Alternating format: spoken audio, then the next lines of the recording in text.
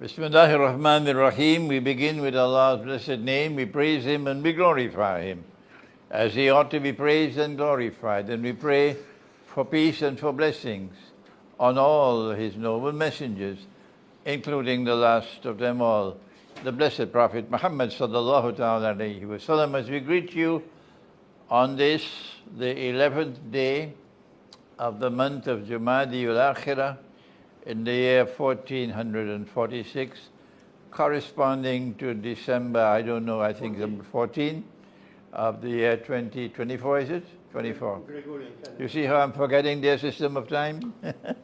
And we greet you from, excuse me, I have a cough. So we greet you from Shah Alam, close to Kuala Lumpur, in Malaysia, with Assalamu alaikum wa rahmatullahi wa barakatuh. And today we're going to do what you've been waiting for more than 1 week, more or more. All around the world, people have been waiting for us to respond to the events in Syria.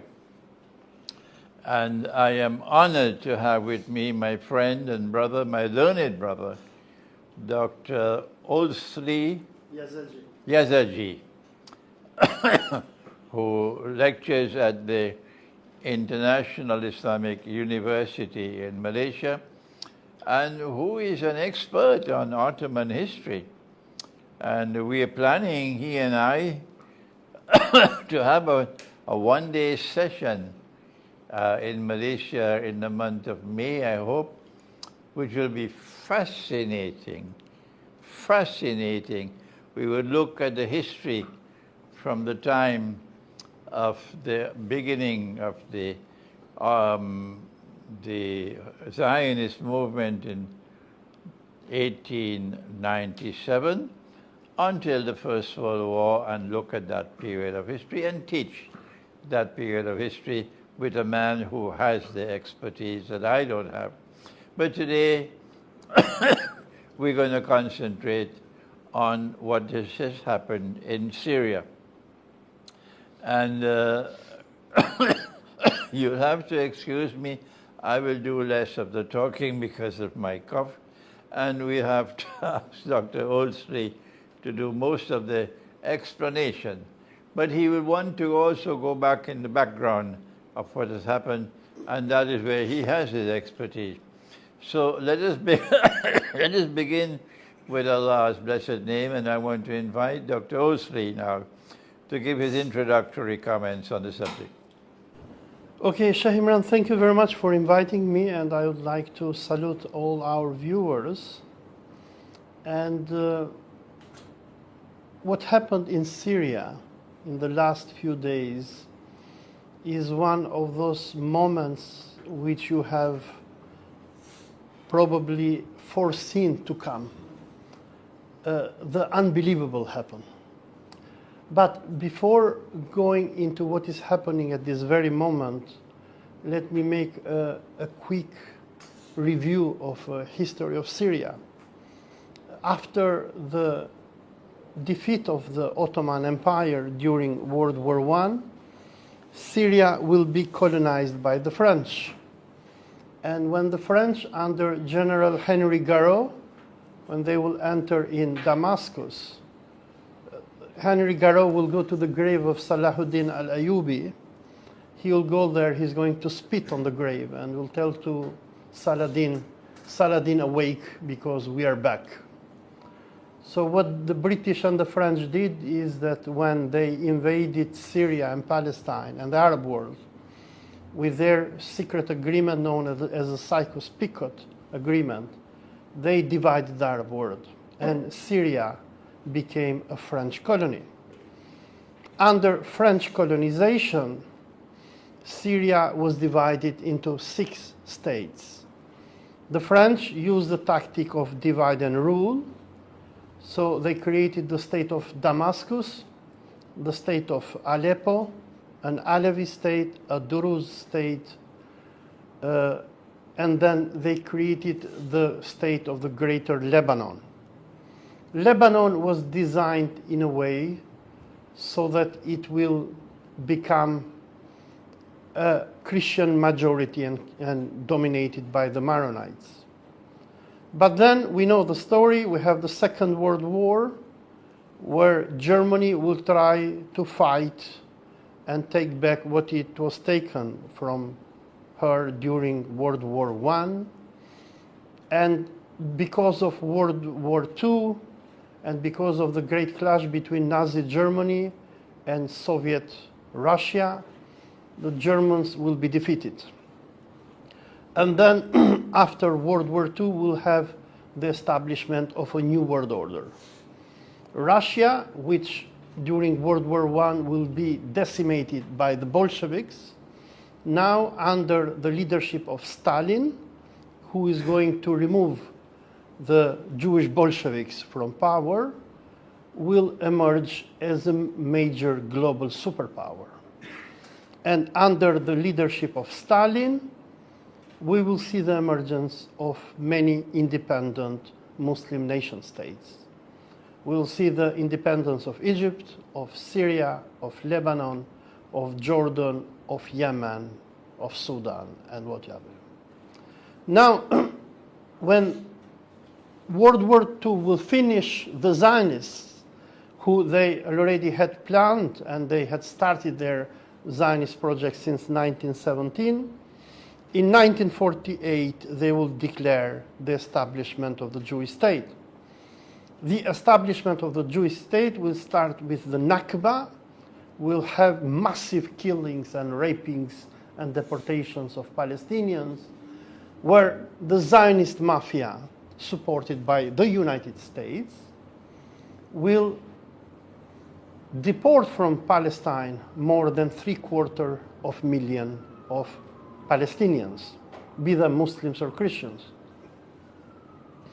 The declaration of the State of Israel in May 1948 will lead to the first Arab-Israeli war.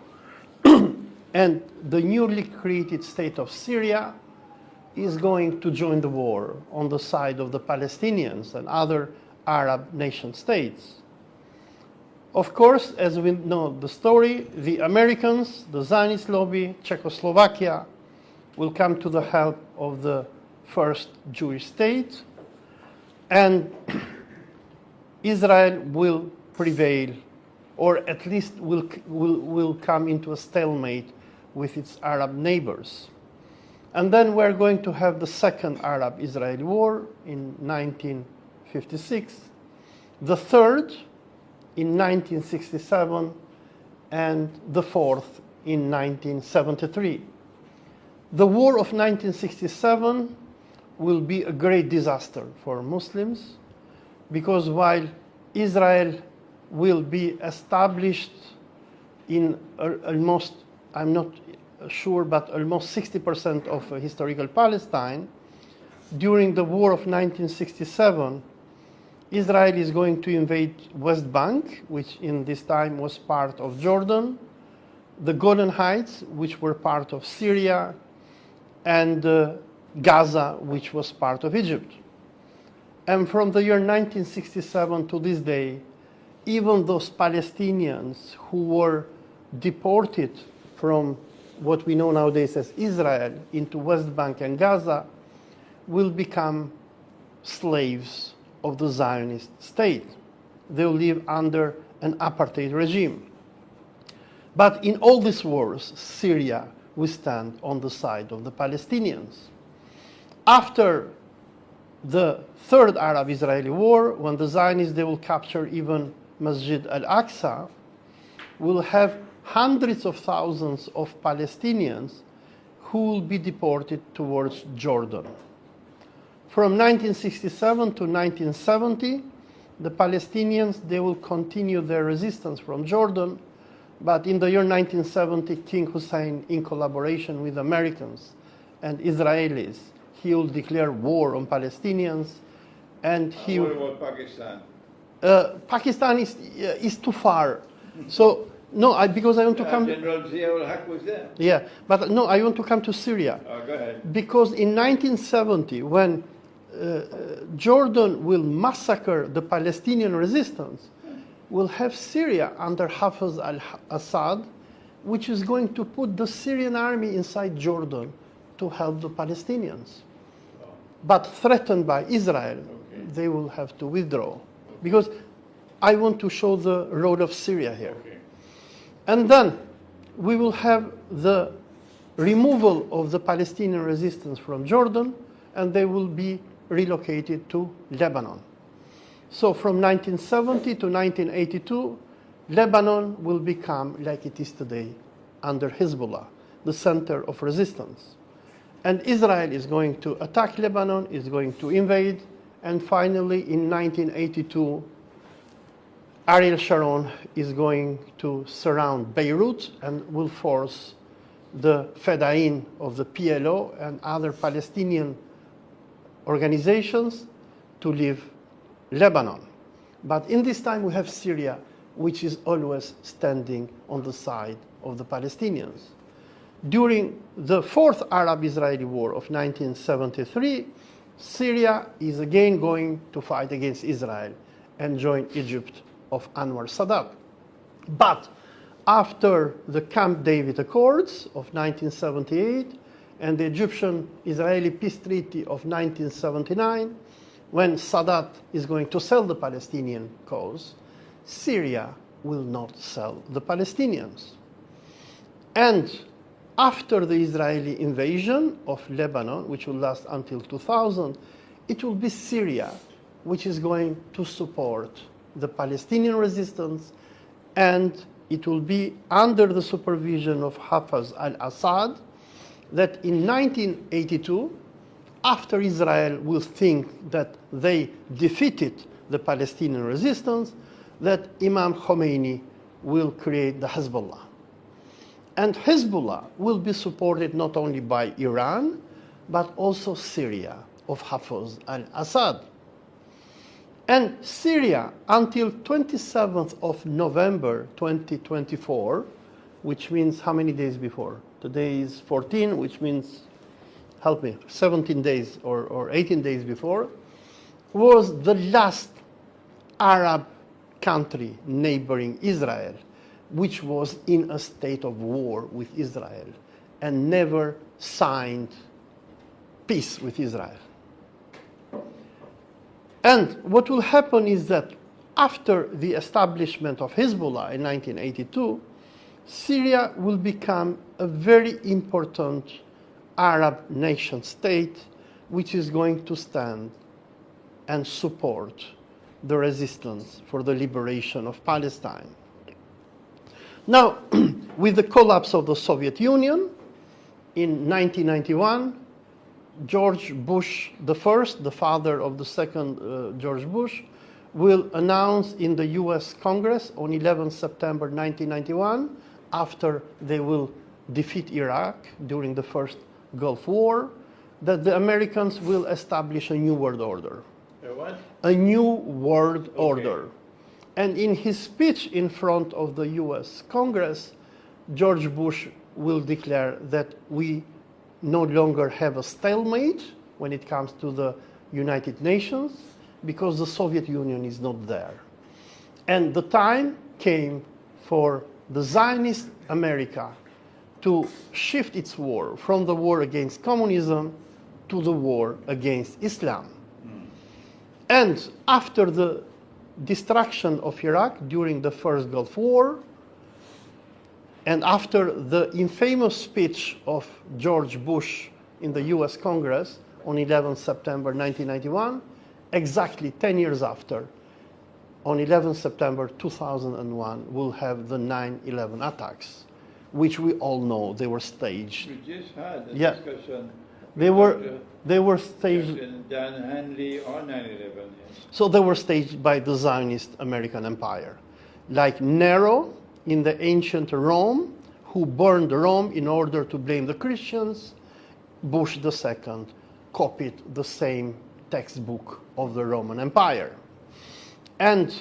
But what will happen starting with Bush I, the American empire is going to declare a global war on Islam. But at first, the Zio-American empire will go against Arab nation states. So they will have the first Gulf War, and then the second Gulf War. Then we'll have, before that, we'll have 9/11 and the invasion of Afghanistan. Then we'll have the destruction and the division of Sudan, destruction of Somalia, the civil war and division of Yemen, the killing of Muammar al-Gaddafi in 2011 by NATO. So, like General Wesley Clark has shown, that after September 11, 2001, the Zionist American empire thought that it was ready to give the final blow to the Arab world, which they did it. But the only country which held until 27th of November 2024 was Syria. But what the Americans did in the era of the Obama administration, when you, Shay, in the time you became very famous because you foresaw what was coming, the Zionist American empire made an alliance with the Wahhabi Takfiri groups, and they unleashed this medieval beast against the Arab states. I like that term, medieval beast. Yeah, it is a beast. I call them Dajjal's warriors. Yeah, but they're a beast. And this medieval beast was used against Egypt. They planned to divide Egypt, but later they changed their mind because they saw that Egypt could become much more dangerous divided. They unleashed this beast against Tunisia, against Libya, and against Syria.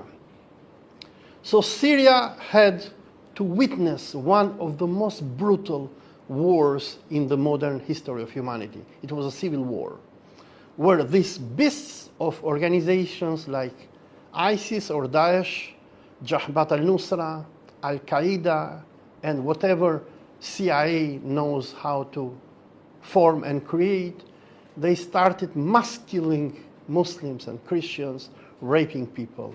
And as we speak, as of today, the population of Syria, which before 2011 was around 22 million, if I'm not wrong, today only 10 million are left. 10 million. 12 million Syrians were forced to leave Syria. And 6 million of these are in Turkey, and around, if I'm not wrong, 3 million should be in Germany. So what happened is that Israel achieved one of its most impressive successes in modern history, because we know what the Zionists want. They want to create the Eretz Israel, or the Greater Israel. And this Greater Israel should extend from Iraq to the Nile River in Egypt. But Syria, after the 1979 peace treaty that Israel will have with Egypt, Syria was the greatest headache for Israel, because Syria was standing next to Israel.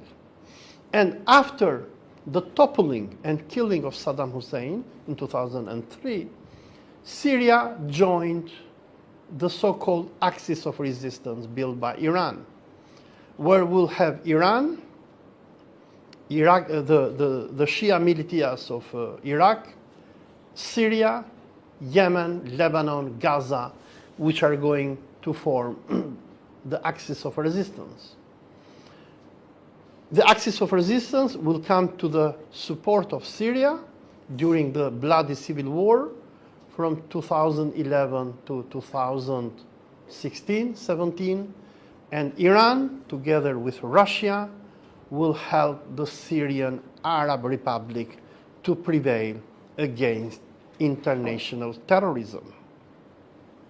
But while Turkey, which was a major country, which joined the Zionist alliance in 2011 and supported the Takfiri groups to go and burn Syria, in 2015, Erdogan will come into a conclusion and he will understand that the Americans had cheated him. Because when the Turks joined the war against Syria in 2011 and 12, they were promised by the Americans that they will become the new pashas of Aleppo and Damascus. But what happened is that the Americans, they were not killing Assad, they were neither destroying Daesh. Their game was simple: divide and rule. Make every Muslim go and kill other Muslims while Israel will rule. So in 2015, when Turkey understood its mistake, it joined the so-called Astana Agreement, where Turkey, Russia, and Iran, they agreed to stabilize Syria. Erdogan fired his prime minister, Ahmet Davutoglu, and what happened few months later, the Americans, they are going to unleash the Gulanis and will have a coup against Erdogan in July 2016. Erdogan will be saved by Russia. The Russian Secret Service, who is going to understand what the Americans are up to, they're going to alert Hakan Fidan, the chief of MIT, or Turkish Secret Service, and thanks to Russia, Erdogan will be alive. But what happened is that with the start of the, I would call that probably the fifth Islamic-Israeli war, which started by Hamas on 7th of October 2023, when on behalf of Hamas will have Iran, Libya, Yemen, Syria, and Iraq join the war. When this war will start, Turkey, instead of joining this Islamic coalition, it just stayed and kept on trading with Israel. While Erdogan was denouncing Israel, Turkey was one of the main trading partners of Israel. During the more than 1 year Islamic-Israeli war, which happened from October 7, 2023 until 27 November 2024, Iran, Syria, Iraq, Yemen were all bombed by the Anglo-Zionist Empire. The British, they bombed Yemen, they bombed Syria with the Americans, they bombed Iraq, Israel the same, but the Axis of resistance responded back. And this war caused so much damage to Israel. Israel is a very small country. Yes, it is a military garrison of the Western Crusade, but it was never meant to fight long wars. Moreover, Israel does not have the strategic depth that many Muslim countries have.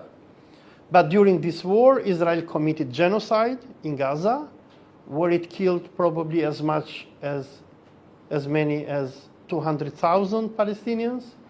It massacred and flattened Lebanon. It killed, according to me, the president of Iran, Ebrahim Raisi. Before this, the Zionists, they assassinated Qasem Soleimani. It killed Ismail Haniyeh, Yahya Sinwar, and Israel, thanks to the American and British intelligence, was able to kill many of the leaders of the Islamic resistance. But on 27th of November 2024, Israel finally signed an armistice with Lebanon, because during 2024, some 500,000 Zionists left Israel. So the Zionist project was in a crisis. Yes, Israel and the Americans, they had technological superiority when it came to the axis of resistance, but still, the Israeli state cannot sustain a long war. But then what happened?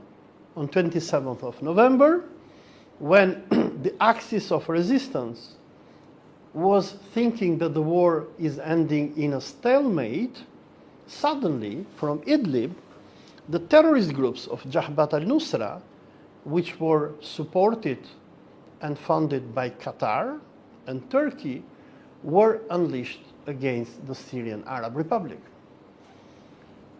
And on 7th of December 2024, if I'm not wrong, after capturing many of the cities of Syria, finally, the terrorists, they captured Damascus. In this moment that we're speaking, the government of Bashar al-Assad is no longer there. The emir of Syria is an international terrorist, Abu Muhammad al-Golani, otherwise known as Ahmad al-Shara, a person who is wanted even by the Americans, who is a listed terrorist by the United Nations and many other governments of the world.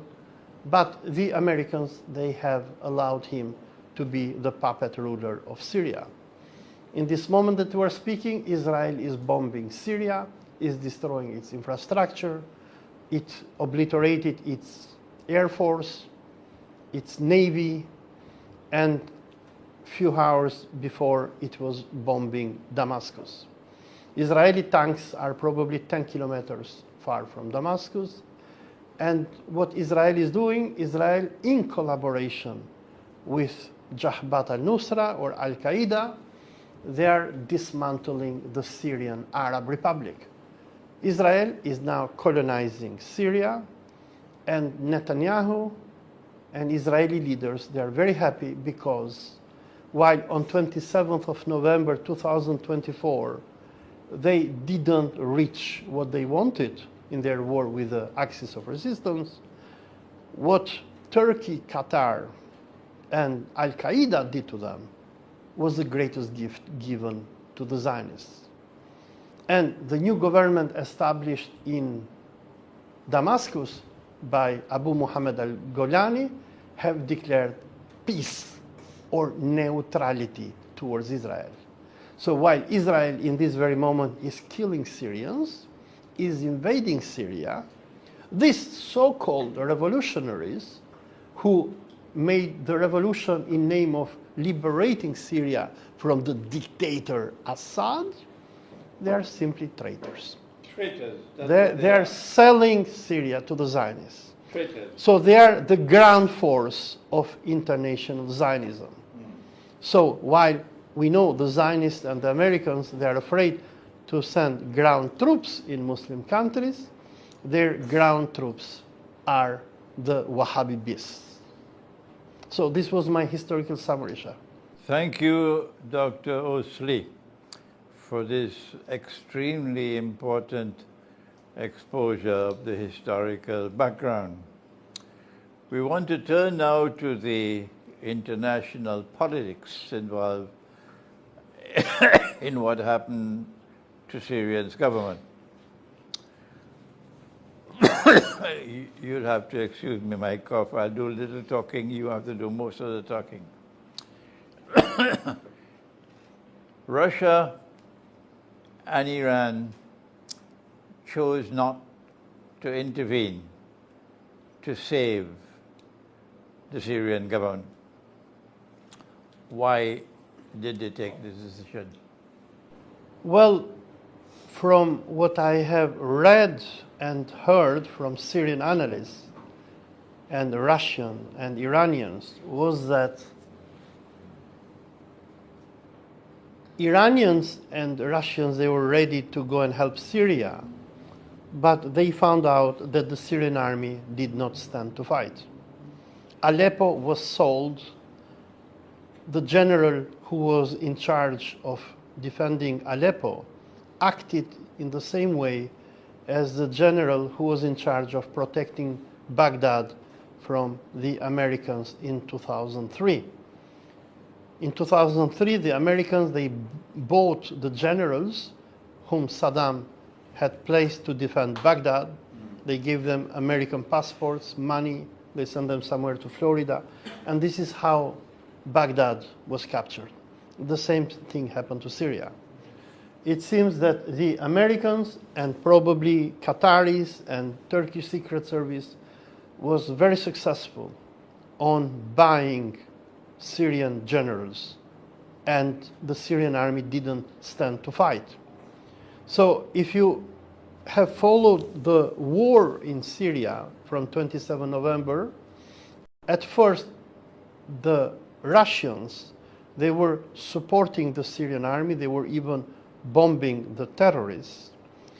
Iranians, they sent their advisors to Tehran, to Damascus, to personally meet with Assad.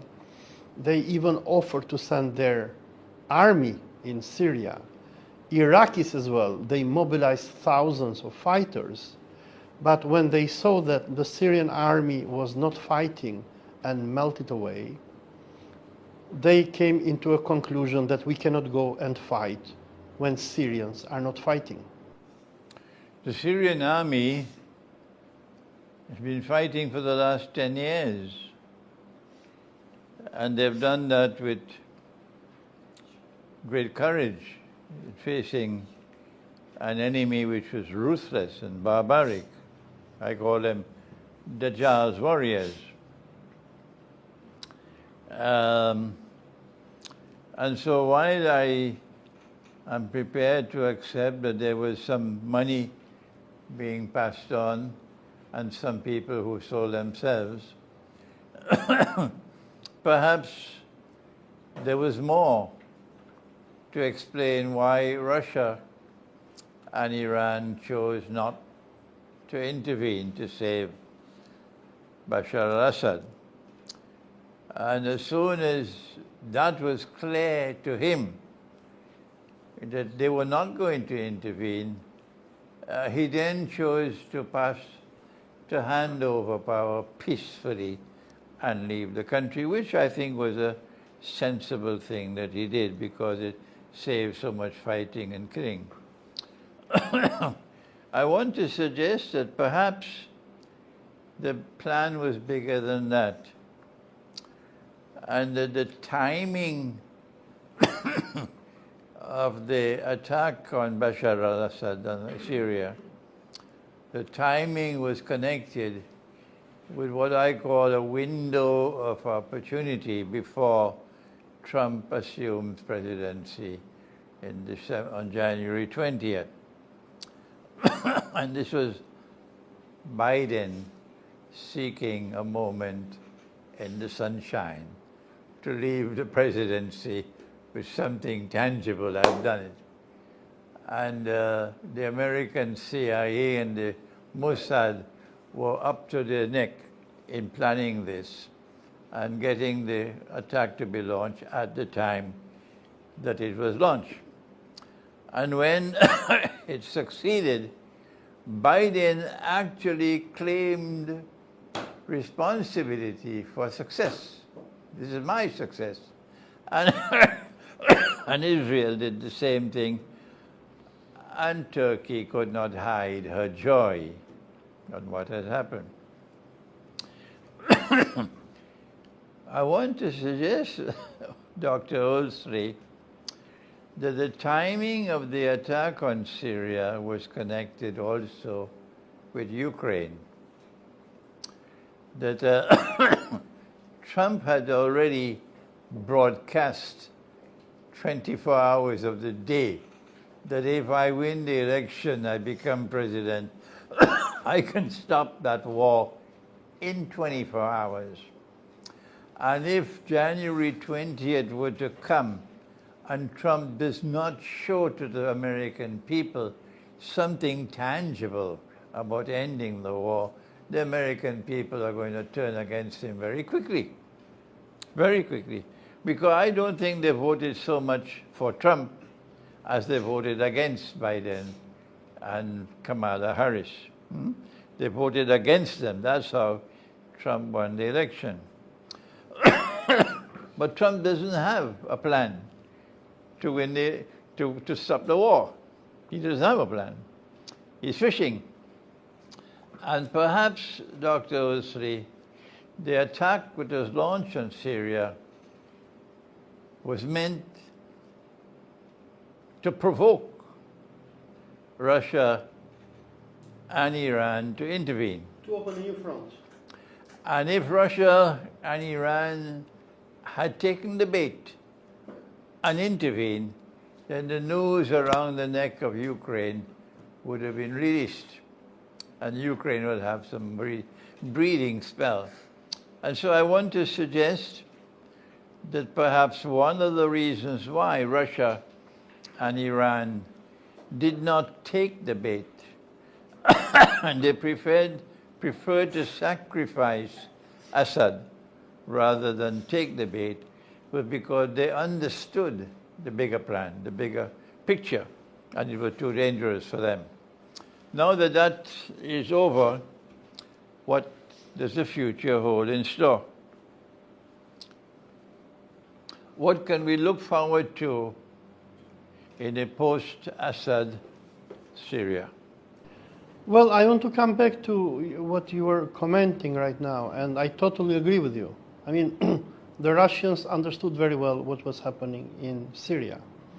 I mean, this was the plan B of the Zionists. After Israel failed to destroy Hezbollah and to totally crush Hamas, and Israel was really desperate, then the Zionist alliance decided to go against the weakest chain of the axis of resistance. And Syria was very important because Syria was a base for Iran and Russia. And we know that when the jihadists, they attacked Syrian cities, they were helped by Ukrainian officers. I mean, one of the reasons, coming back to your question, why did the Syrian army melt away was because they were faced with waves of drones, which were coordinated and launched by Ukrainians. For people who follow Russia Today and other Russian channels, the Russian media have already alerted the public opinion since September 2024 that Ukrainians were going en masse in Syria, were training the jihadis, and they were getting ready. So the attack against Syria was not an attack against Palestine only. It was not an attack against Islam and Syria and Iran, but it was an attack against Russia as well. Precisely. And like you correctly pointed out, they wanted to trap Russia and Iran to turn Syria into a second Afghanistan. And while the jihadists, the takfiris of Jabhat al-Nusra will be unleashed by Turkey few moments after Netanyahu gave his speech about the ceasefire with Hezbollah, they were unleashed at the same moment. Bashar al-Assad went to Moscow and he met Putin personally. And he went on 28th of November. And after returning to Syria, probably he knew what was coming. And as we have seen, he had prepared himself to evacuate. But what the Zionist empire wanted to have Syria turn into a second Afghanistan for Iran and Russia, I think that what the Russians did by calling Assad to go to Moscow is that they called the Turks to come in. And we are going to see in the coming months that Syria will not have peace. Syria will not have peace. Syria is becoming a second Afghanistan where we will have everyone fighting against everyone. Right. We'll have the Turks who they fell into the trap because now they have to maintain Syria. They have to stabilize Syria. Who is going to fund them? Qatar? For how long? So we'll have the jihadists supported by Turkey and Qatar, the Jabhat al-Nusra or Tahrir al-Sham. We'll have Egypt, the Saudi Muhabbarat, especially Saudi Muhabbarat, who is probably going to fund the ISIS. We'll have Israel, which is going to bomb and kill everyone. We'll have the Alevis, we'll have the Christians, we'll have Syrian patriots, nationalists. So Syria is going to become another Afghanistan. Now, when we see the bigger picture, because I was having this discussion yesterday with another TV station, is that some members of the axis of resistance, they are sad about what happened to Syria. But I told them, don't be sad, because chaos is not bad. Because? Chaos and anarchy is not always bad. Okay. I mean, chaos. And the Zionists, they thought that by toppling Bashar al-Assad, they're going to win. They're going to secure their borders. But it is not so. Because like Mao Zedong said, anarchy is really great. Anarchy helps you do more than when you have a stabilized government. Look at Iraq. Until 2003, Iraq was ruled by Saddam Hussein, and the axis of resistance couldn't do anything. When the Americans entered in Iraq and they toppled Saddam Hussein, you have, of course, you'll have Al-Qaeda and Daesh, but you'll have also the axis of resistance. So while the Zionist empire, they thought that by taking out Assad, they will weaken Russia and Iran, I don't think so. Good. The Syrian regime, which has ruled over Syria how much, 3 decades or more, was an Alawi regime. And therefore, from our perspective, had no Islamic credentials.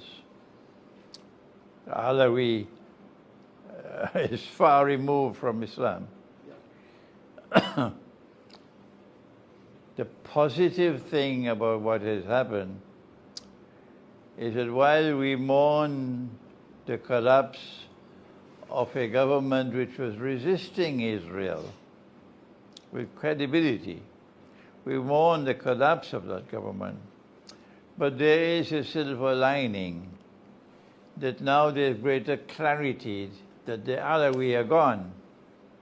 And as you just mentioned, that Syria would now become another Afghanistan. I was saying Syria is going to become another Libya, meaning a civil war. In Afghanistan, it is not so much a civil war, but a fight against the Americans. But in Libya, it's certainly a civil war. And we are now anticipating that that is what is going to happen in Syria. And the forces of Islam are now going to be able to emerge with greater clarity than was possible before. So this is one of the positive things which has happened. But now for the future of Syria, we're seeing Israel destroying Syria's military capacity to resist Israel.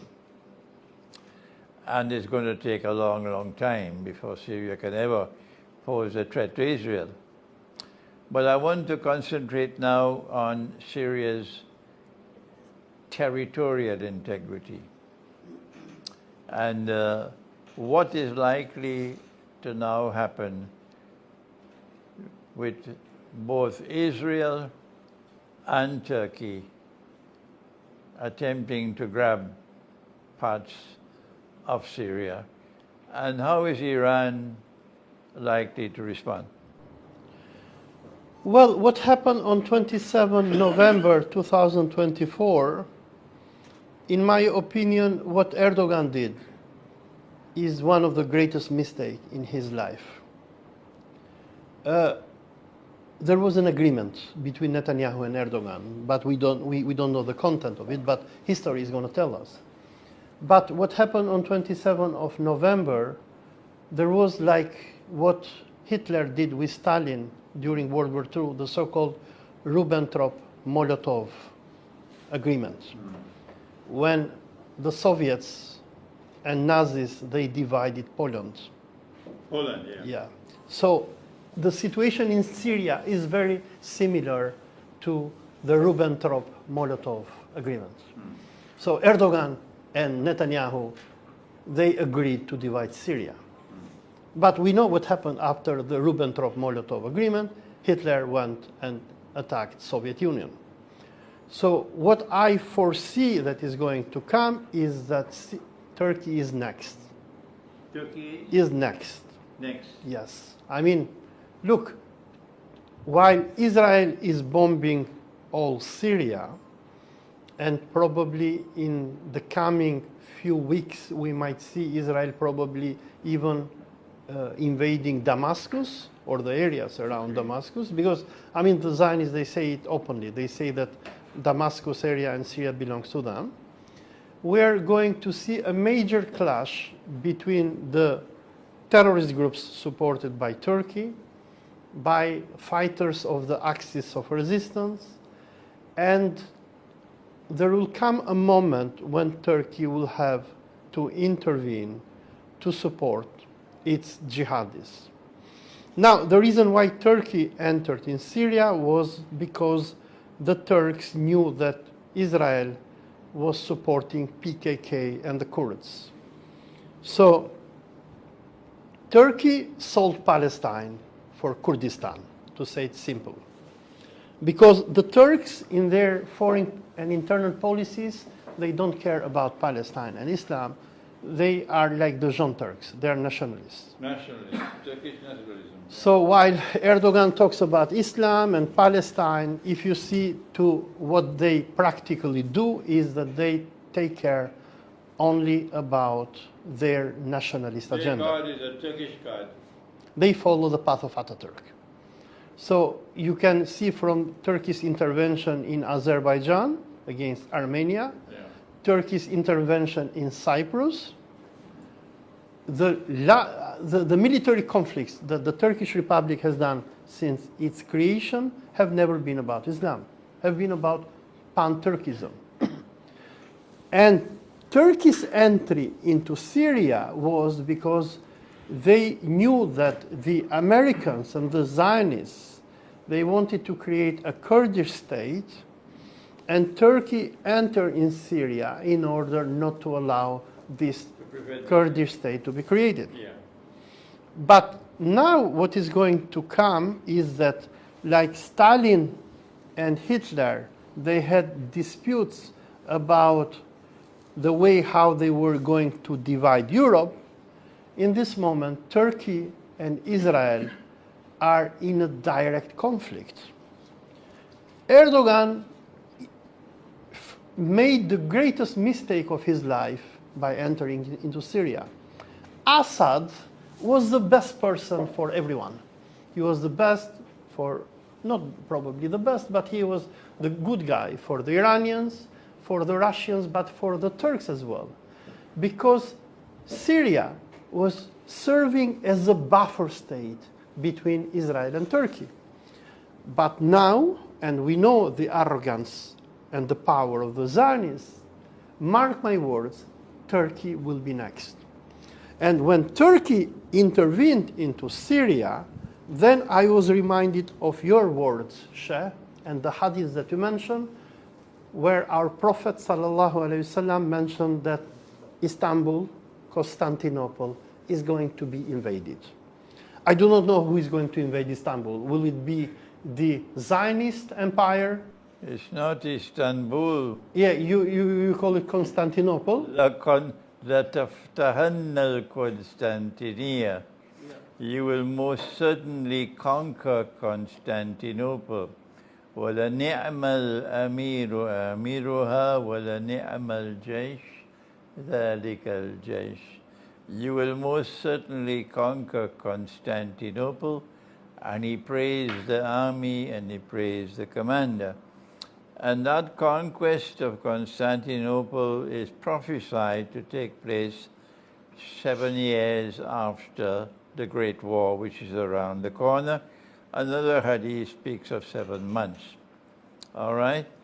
And I don't think Erdogan is going to be on this side in that war. He and his people are going to be on that side. And the Muslim army will sweep them away. My Islamic eschatological analysis of that war is that we will conquer Constantinople so that we can return Hagia Sophia to those to whom it rightfully belongs.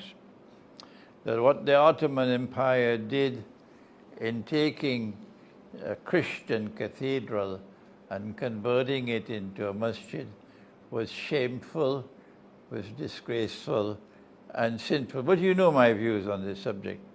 And when excuse me, when we return Hagia Sophia to the Orthodox Christian world, that will cement the friendship and alliance between our two peoples.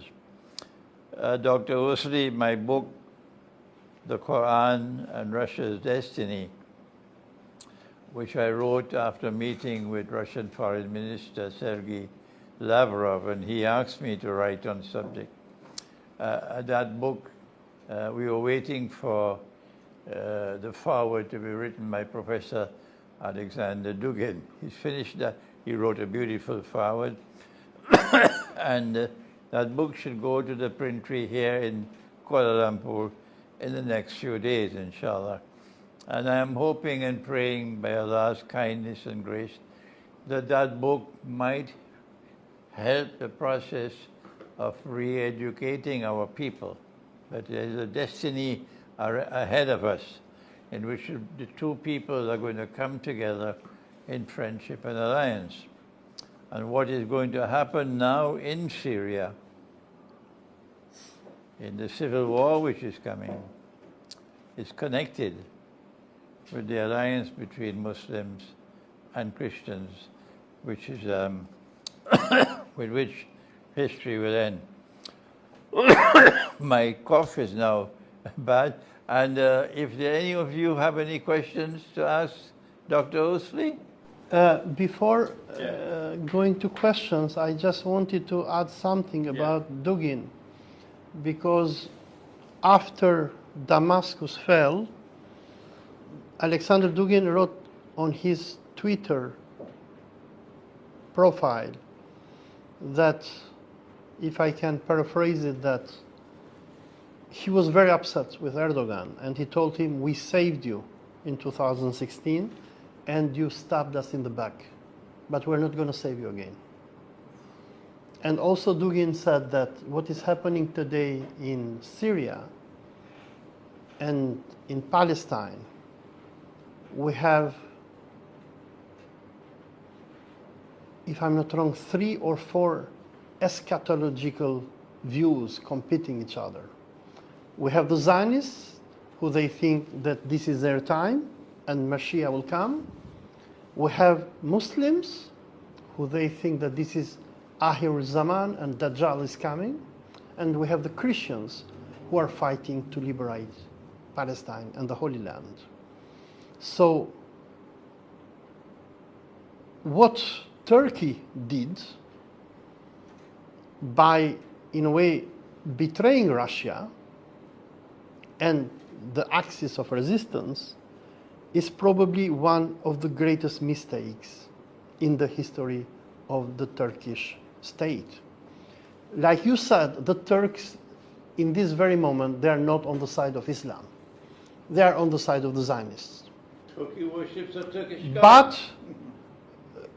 But the problem is that Turks, they don't want to learn from history.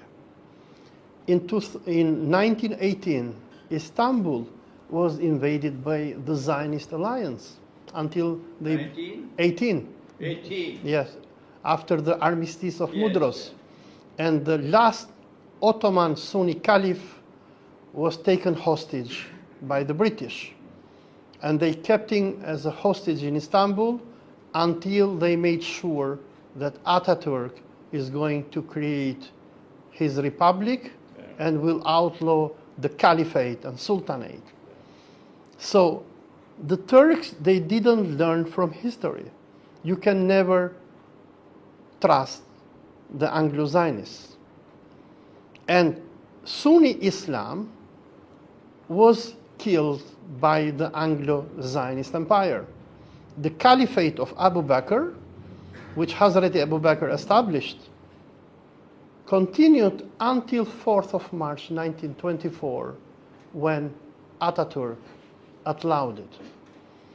And Erdogan, which claims to be a pious Muslim, what he did, unfortunately, today, he is like Sharif Hussein, who in 1916 betrayed the Ottoman Caliphate and joined the Zionists. And we know what is the what was the end of Sharif Hussein. £7 million they got. And we know what was the end of Sharif Hussein. Yeah. And we also know what was the end of Saddam Hussein, because And Abdulaziz ibn Saud as well. yes, but Israeli government, the foreign minister, who is now Minister of Defense, Israel Katz, has officially warned Erdogan that you are going to end up hanged like Saddam Hussein. So the Zionists today, they are using Turkey and Erdogan like they used Saddam Hussein against Iraq from 1980 to 1988. And in one moment, well, when they will no longer need him, they will make him face the same fate as Saddam Hussein. Well, I think Russia has no alternative now but to re-examine our relations with Turkey and Erdogan. And the eschatological input into this is that there is this conquest of Constantinople which is coming, and I believe that is going to cement the friendship and alliance between the world of Islam that follows Nabi Muhammad alayhi salatu wasalam and the Orthodox Christian world led by Russia. And my book, the foundation of the book, is the declaration that Russia today is room of the Surah to room of the Quran. All right, so we are